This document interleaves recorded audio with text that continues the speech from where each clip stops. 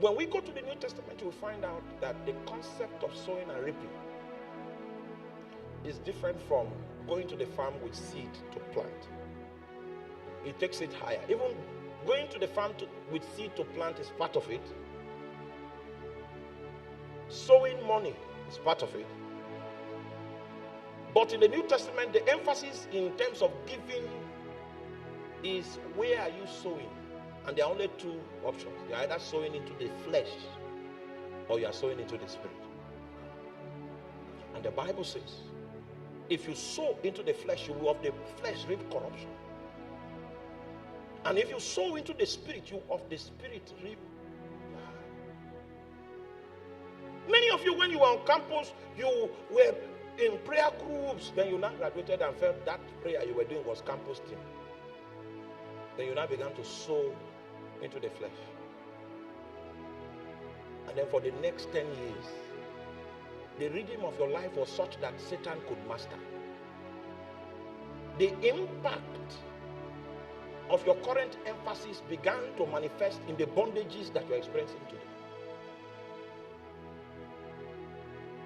Second question of priesthood is, where are you sowing your seed? Because according to the scriptures, you will sow. You cannot but sow. But if you sow in the flesh, you will reap corruption. Most of our leaders on the continent of Africa sowed in the flesh, and the corruption of their ways is what have bedeviled our continent. The time has come for a new set of leaders to begin to rise from the continent of Africa. And this time, we must make our choices very wisely to begin to sow into the Spirit. When you start sowing into the Spirit, it will look as if you are wasting your time. I was a scientist on site in the petroleum industry.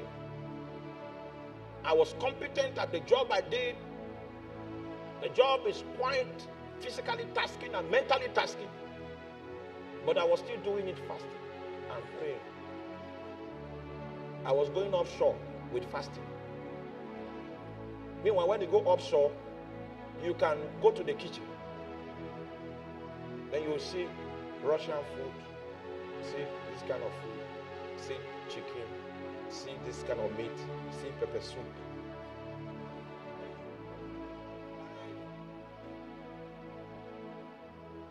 Fasting. Because I was sowing into the Spirit. It was easy to yield to the attractions in the environment. But I realized that if I begin to invest there, I will reap corruption.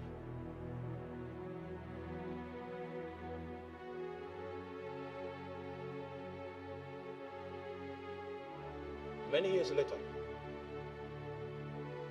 I started seeing the authority of God on my life. I started seeing the grace of God upon my life. It became easy to understand the voice of God and to understand the signal of the Spirit. When you are sowing into the Spirit, what is building in the spirit realm is building like grains of sand. A time comes when what has been built in the Spirit is an edifice.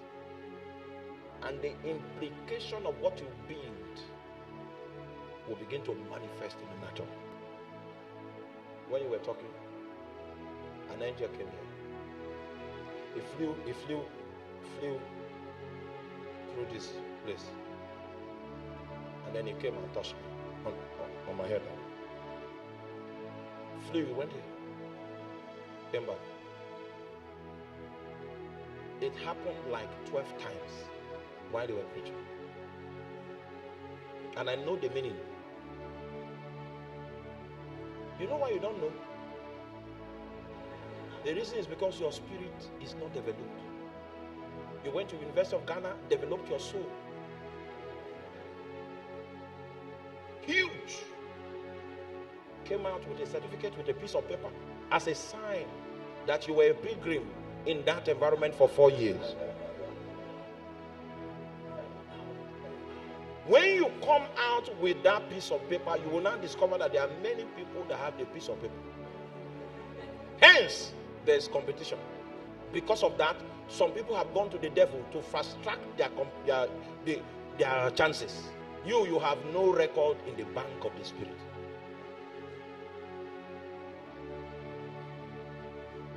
You ought to have graduated with 2 degrees from the University of Ghana in your discipline and with the Lord. Authority from the Lord. Because those are the things you will need to survive. God can decide to use that platform of your discipline to move you in as a priest there to begin to influence things. So your certificate is important.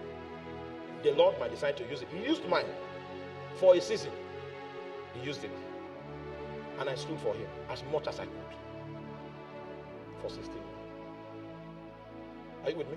But the resources with which I stood where I stood, I got that from priesthood.